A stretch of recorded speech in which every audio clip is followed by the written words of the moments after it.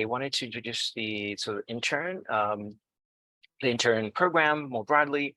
Some of you have seen this program change over the years. And so, as I mentioned at the beginning, really the big thing this year is about transitions, right? So the intern program has changed dramatically over this past year.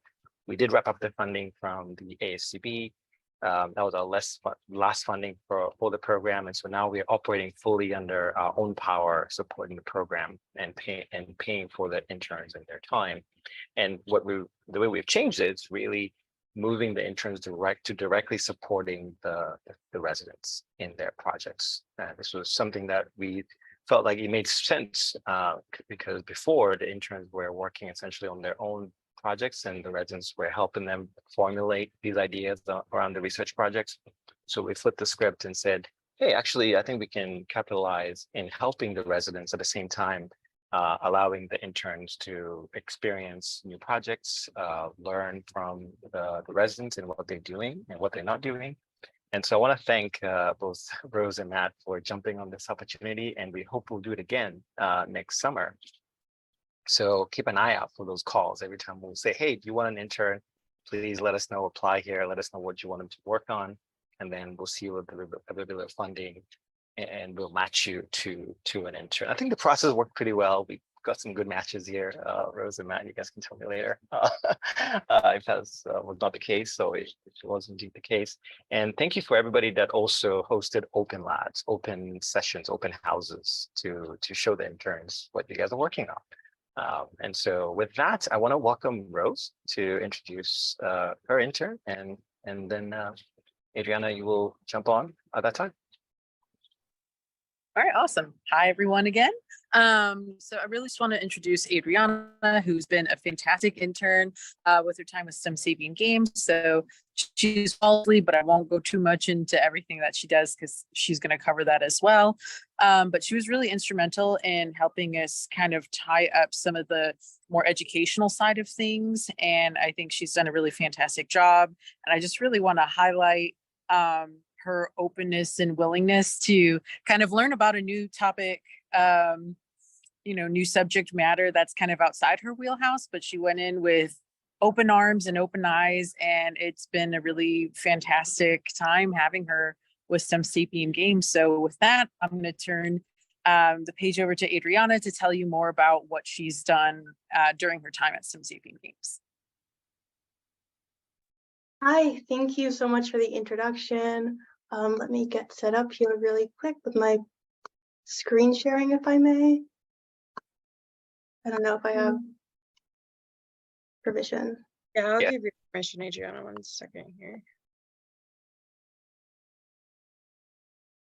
Perfect.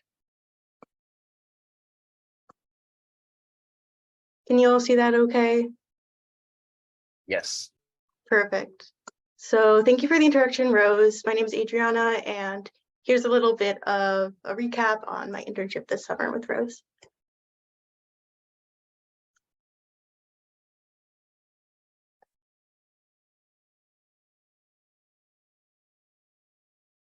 Hold on 1 second.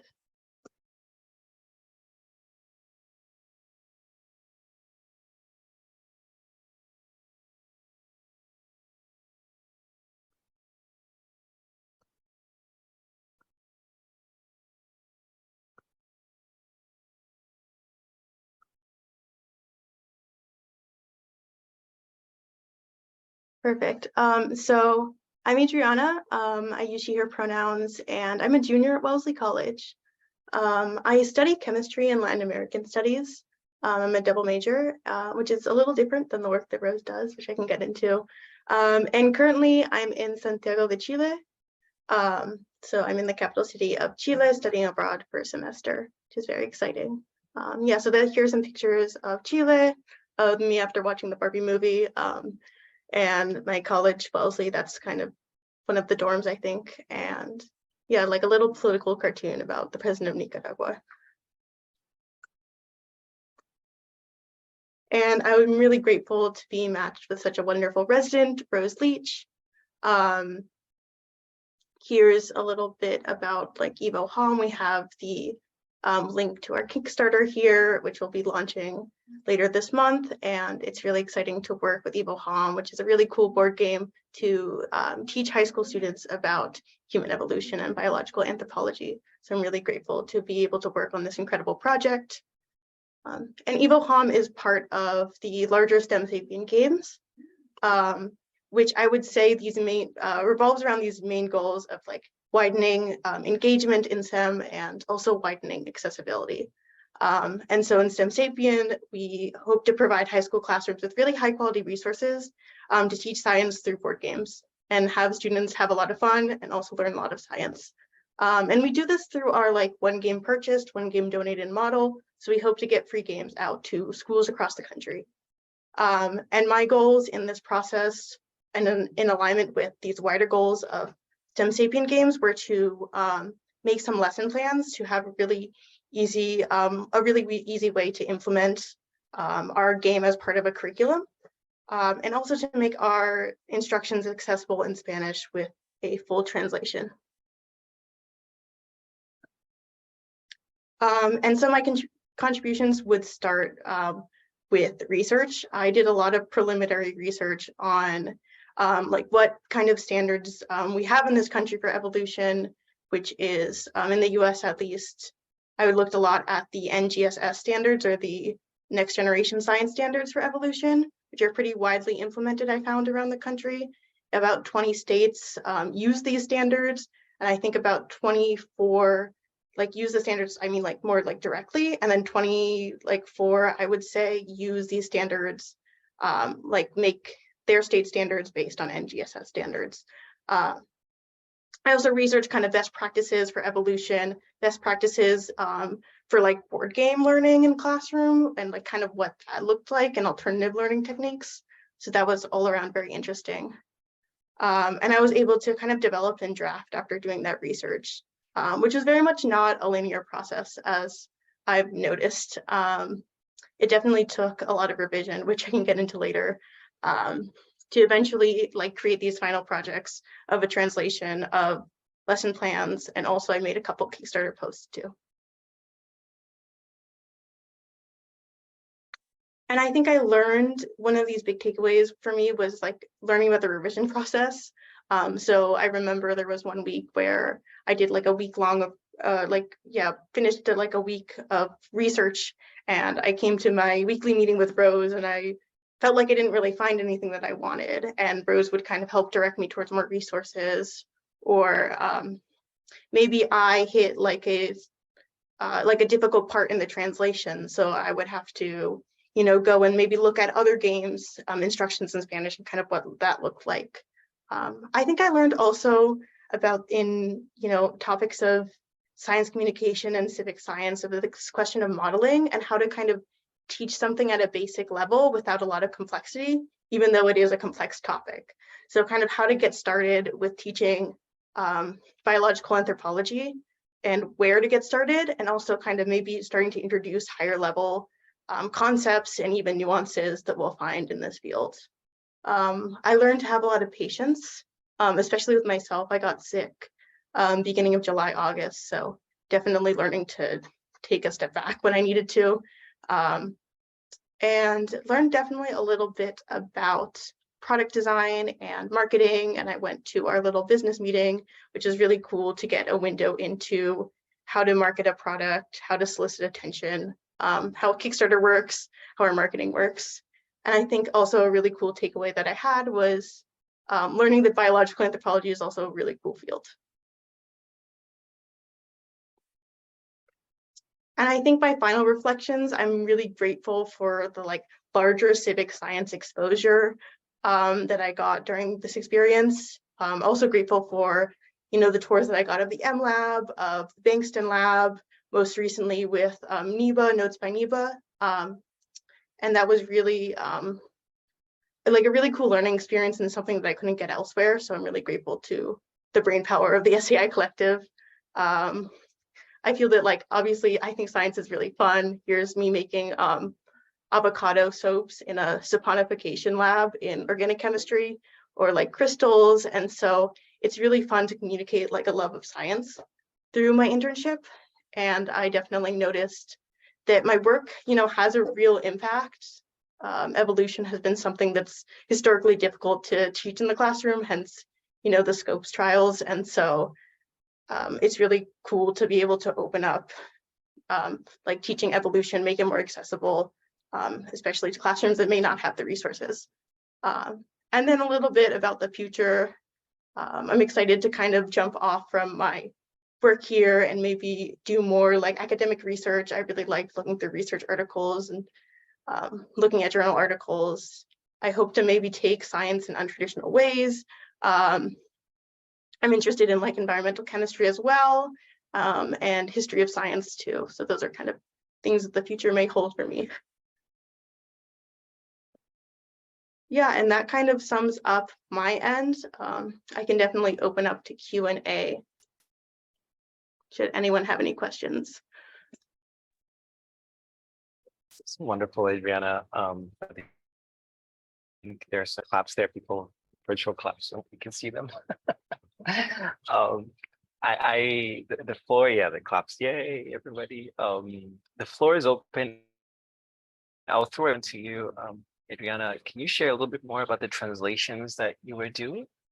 Curious to learn a little bit more about that. Sure. Yeah, I can start with the translations. So we have an instructions manual for our game that's completely in English. And so I was tasked in the month of June mostly to translate all of those translations to Spanish. And I have some academic background in Spanish. I've taken higher level Spanish classes and I'm a heritage speaker. But I think that there are some like words related to biological evolution that I've maybe even had minimal experience with English, less alone in Spanish. So that looked like kind of looking at how people, would write about these topics in Spanish. Or, I remember looking up like, the instructions for like sorry or uno in Spanish to kind of see how, one might write instructions in a different language and see if there were any like glaring differences in that. Thanks for that. Matt has a question. Yeah, great presentation. It's really exciting to see this project come along. I was wondering about the status of your Kickstarter campaign, like, if you've already kicked it off or, like how far are you along?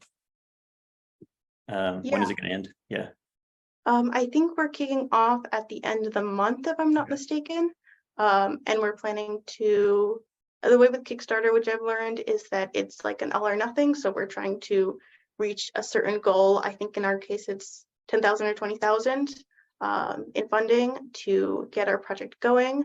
And we plan to have like, to kind of pub our campaign. So have like kind of updates for subscribers to like how our campaign is going and to, give little tidbits of information about our lesson plans or the benefits of alternative board games to kind of continue that interest going throughout the campaign.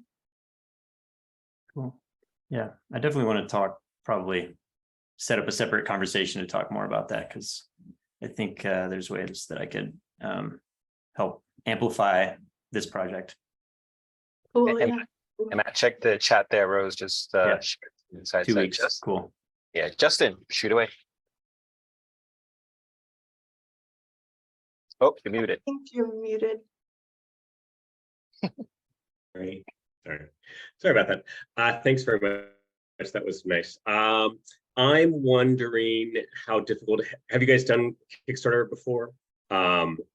And are there resources that you've found? Because I've thought about it a lot and found it rather intimidating. Oh, great. Is that okay? Cool. Yeah, it just seems like this sort of thing that becomes all-consuming, and can be great for that, and I think builds a lot of loyalty. But if you have found resources or ways to help people that are new to Kickstartering, that'd be awesome to share. Thanks. Yeah, I'm not personally the most acquainted with Kickstarter. It's still pretty new to me. I'm sure that Rose knows a little bit more about like getting into Kickstarter and the ins and outs of making a campaign successful. I think this is our first time launching on Kickstarter, so it's definitely exciting for us. Yeah, so a lot of what I'm doing is through working groups on Facebook. So getting really involved in those communities. And there's also communities on Discord that are specifically geared at like board games on Kickstarter. So I'm wondering if there might be something along those lines, maybe for people who are like wanting to do museum exhibits or funding for civic science through Kickstarter, that might be worth checking out.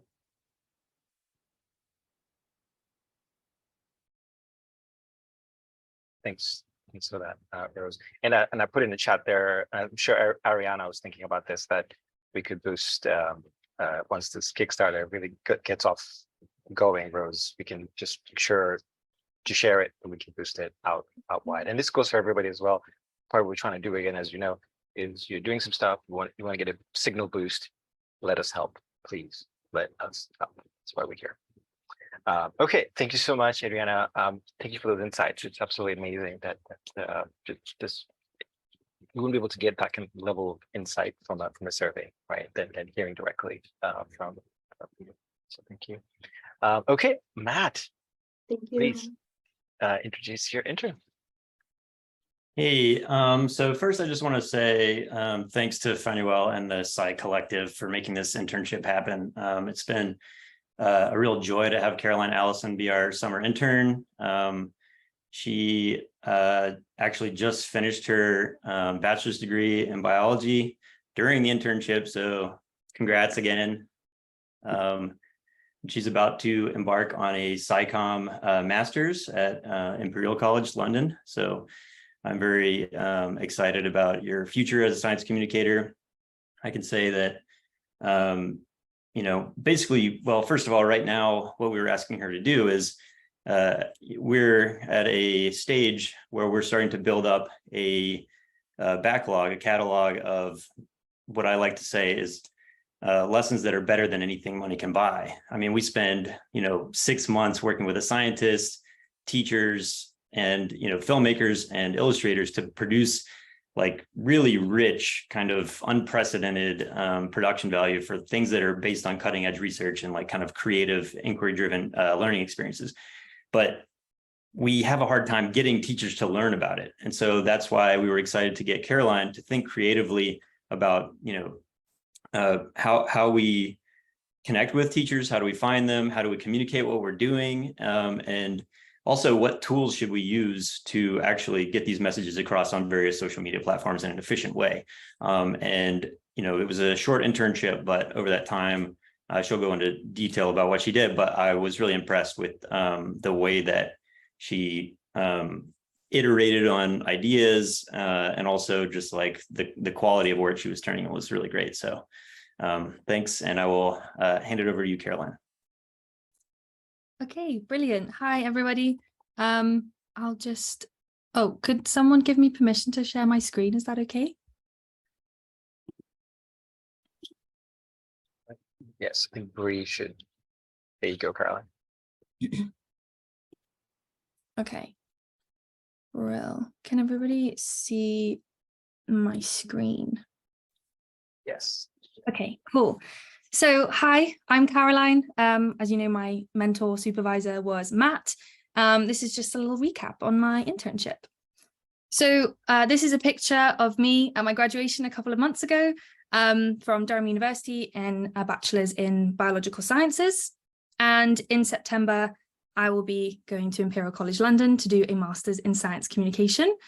And just a little sort of spoiler about what I've done before doing this internship and why this was so different for me.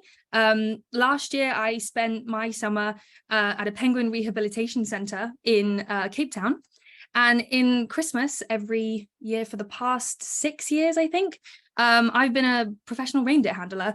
And I've also done a little bit of biology tutoring for an online company, making videos for them. So this was completely new to me, being sort of entering the corporate world and the world of science communication. So hopefully it's going to be a really nice segue into my master's in a month. So you've just had a little introduction. I think Matt spoiled most of what I'm going to say for you, but just sort of introduction to what Galactic Polymath is. Education Studio, we take cutting edge research and translate it into these amazingly vibrant, colorful, interactive and engaging lessons for kids for a variety of ages. They are sort of interdisciplinary, accessible, completely free. And so they're like this rare little gem on the corner of the internet that no one really knows about. So that brings me on to the goals that Matt and I discussed at the beginning of my internship, about what we wanted to achieve at the end of it. So the first thing that we wanted to look at was creating user profiles and client profiles. So our users are obviously the teachers who will be utilizing these resources in their lessons. And then the clients, who are the people who fund these new projects. So they're universities, labs, foundations. And those are two different audiences and two different markets and different languages and styles that we needed to adapt to. And the next thing was sort of establishing more of a social media presence. There were existing accounts, I believe, for Pinterest and things like that, but they just weren't very active. So we wanted to sort of bump that up a little bit. And then one of the other goals we had was to do interviews with teachers and sort of really get to how we could communicate with them that this exists and how to reach them and how to spread the word, essentially. So in the first week was basically just me getting used to the company and learning about how it was built and all of the lessons and going through all of the materials and seeing what content has been created for before I got there. And also something unexpected that I had to learn about was the American education system. I'm obviously from the UK. It's very different over here. So that was something I had to do a little bit of side research on. Okay, there you go. So and then in week 2, we started thinking about which platforms we wanted to use and started looking at potential value propositions for each of our different audiences and markets. And then week 3, this was us evaluating our social media management softwares. So we have potential runner-up Hootsuite, Social Champ, and Loomly. And we were basically just testing them and like applying different posts to each of them just to see which one worked best for what we wanted. We ended up going with Loomly. And then this was sort of the main bulk of what we did, which was fine-tuning the ideas and approaches that we wanted and creating some content for the social medias. So we did this with Canva and Adobe Express. These are some examples of some of the first things I produced, and we decided that we didn't really like either of these styles. I've never really done graphic design or marketing before, so we decided to go in a different direction. We came up with something like this as one of our first sort of like posts that we wanted to put out there. So this was on Pinterest, and then we ended up sort of migrating towards something that looked more like this towards the end. So there's a couple more examples. This is something we posted on LinkedIn, which was aimed more at our clients, so the people we want to fund more projects. So we tried out a couple of different ways to get people to actually read it and think about what it was. And then there's just a couple more examples of some things that I created on Canva or Adobe, and like a little video that plays. Yeah, and then there's some tweets, not massive engagement rates, like we've got like I think 5 in total retweets, but social media wasn't born in a day, and it certainly won't be the end of Galactic Polymath's journey on social media and getting the word out there. So then in week 7, this was when we had an amazing interview with Stephanie. I think she is a veteran teacher of I think about 13 years. And so she was giving us some really amazing insights in how to adapt our language and our style to really reach the audience of teachers and let them know what's out there. I think one of the most valuable pieces of advice she gave was teachers don't like being told what to do because they get told what to do all the time. So a better way to phrase things would be that we're there to help them rather than to tell them that there's another thing that they need to do. So she was really helpful. That was a really great interview. And then in the final week, we were just wrapping up everything, making sure we had all of the drafts posted, and just finding influencers to potentially collaborate with and promote Galactic Polymath. So what did we actually achieve for Galactic Polymath? So I can announce with great pride that our website traffic increased by 6%. And I did put it in a little big bubble to make it seem a bit larger number. But this is despite the fact that it's the summer and teachers don't tend to start building their lesson repertoire until sort of autumn or fall. So this is a number. It's not amazing, but it's something. So I hope that it will carry on going now that there's a sort of foundation, a baseline for the social media accounts for Galactic Polymath. So what did I learn from this whole experience? Obviously a lot about marketing, adapting strategies and languages to suit different audiences. Something that I wasn't expecting was I learned a lot about company development. Matt has built this thing from the ground up, and it's an amazing thing to watch, to look at all of the resources and all of the time and things I would have never thought about that he has to think about in his company. That was a fascinating insight. And then just being part of the SAI collective as a whole, learning about different labs, like Adriana said, like with Niba and Fanuel and another Adriana. It's been a great sort of window into what a career as a professional science communicator could look like, and what my career could look like, you know, down the line after my master's. And it's been an amazing experience, to say the least. And I just want to say a thank you to Fanuel, especially for his never-ending enthusiasm, and especially to Matt as well for just his support and wise words. And as my last act before I'm released, I have to plug Galactic Polymath on all of our socials. It's my job. So if you want to see what Matt's doing, then these are probably the best places to look. So yeah, thank you very much. If you have any questions, please do ask away.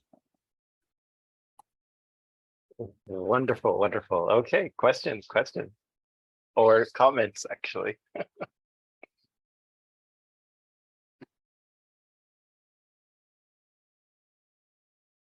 All right, Claire. Shoot away. I have one question. I guess. Crystal. Oh, sorry. Yeah, so it's interesting to see your process of going from the first two posters that you created and then the new poster that you finally used. Can you talk through, like, what was the thought process behind the design? What are some of the criteria you were thinking about? Yeah, so I basically made those first two, I think maybe in like the first week or the second week of the internship.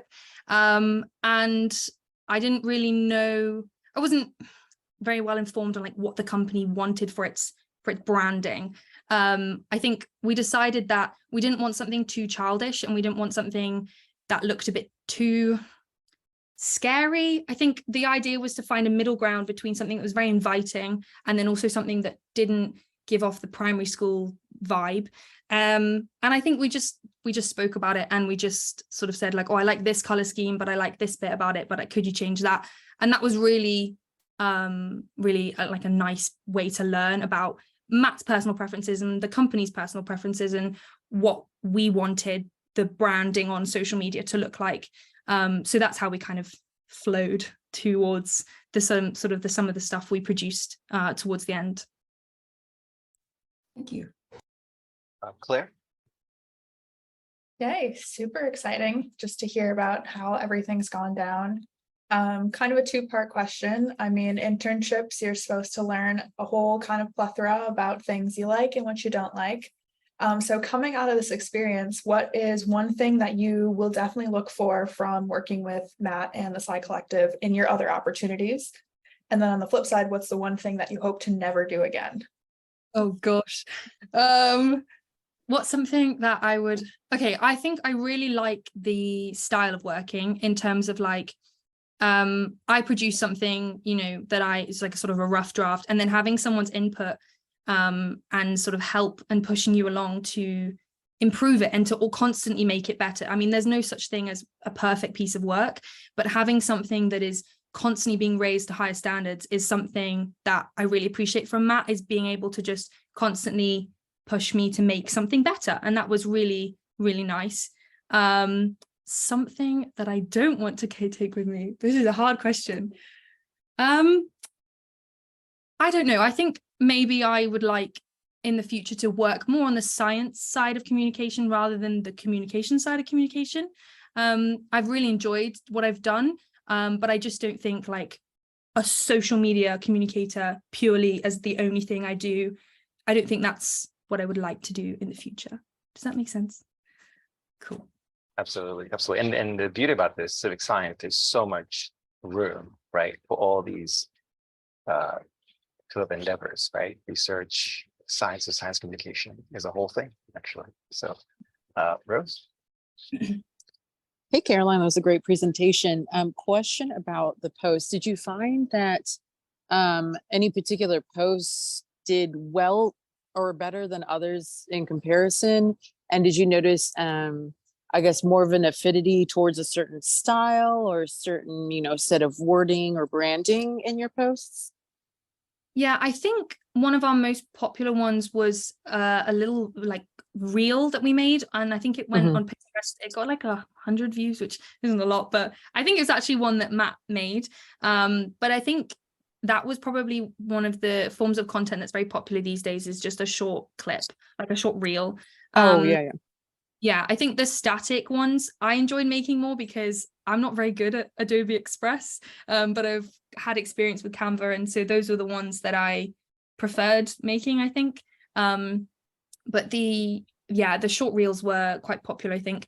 And then in terms of the wording, I think it's very difficult to get clients more than it is to get users, although it's very difficult to gauge how many teachers are using the resources in the classrooms. There's no sort of like, they check a box and then it's like on a statistical graph of how many people have used it. So I think that was also another challenge, was actually how to measure engagement and how to measure the impact of the posts. But yeah, no, I think the clients are probably one of the hardest people to reach, just because they have a lot of money and they don't really want to just be, I think that, I don't know how to phrase this, but they have a lot of money and they're usually quite big corporations, and a little tiny 5-second clip probably is not going to be massive in reaching them to get their money. Oh, that's fair. Thank you.